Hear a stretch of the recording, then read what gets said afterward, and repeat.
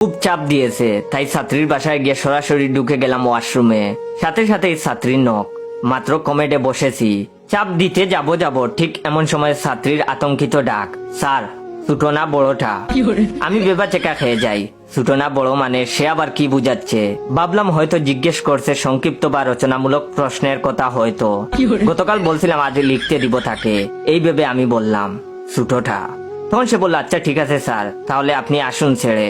আমি কাজ শেষ করে ফ্রেশ হওয়ার জন্য ফিতা সদৃশ্য পুশ শাওয়ার জিনিসে চাপ দেই, কিন্তু তা থেকে পানি বের হয় না। এদিকে পকেটের টিস্যুও নেই, ওয়াশরুমেরটাও শেষ। আমি তখন উঠে গিয়ে কমেডের ফ্লাশে চাপ দেই, কিন্তু পানির দেখা নেই। আমার চোখ মুখ শুকিয়ে আসে। অন্যান্য টেপে ঘুরাই, পানি আর বের হয় না। অবশেষে ঝর্ণার টেপটা ছাড়তেই জমে থাকা পানি এসে মাথার উপর পড়ে, শরীর ভিজে যায়, কিন্তু যা ভেজার দরকার তা আর ভেজে না। খেয়াল করি ঝর্ণা ছুঁয়ে ফুট পানি পড়ছে।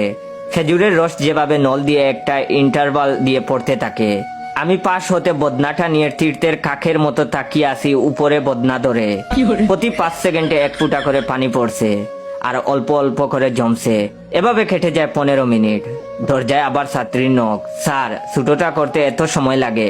ডায়াবেটিস আছে নাকি আপনার? এবার আমি বুঝি এই ছোটো সেই ছোটো না। আমি তখন বিরক্তি নিয়ে বলি, কি অদ্ভুত, তোমাদের ওয়াশরুমে তো 1 ফুটাও পানি নাই। কাজ শেষ, কিন্তু পরিচ্ছন্নতার কাজ এখনো বাকি। 15 মিনিট ধরে বদনায় ফুটায় পানি জমাচ্ছি। তুমি বলবা না আমাকে আগে এই অবস্থা? ছাত্রী তখন খিলখিল করে হেসে দিয়ে বলে, আমি তো আগে আপনাকে জিজ্ঞেস করছিলাম ঢুকতে দেখে ছোটো না বড়। আপনি তখন বললেন ছোটো, তাই ভাবলাম এতে আর কি নোংরা হবে, তাই বলছিলাম আচ্ছা। মিথ্যা তো আপনি বলেছেন আমাকে। যাই হোক, টেনশন নাই। আমি ডাইনিং হতে দরজার সামনে 1 বোতল মিনারেল ওয়াটার রেখে যাচ্ছি, আপনি এক ফাঁকে নিয়ে নিয়েন।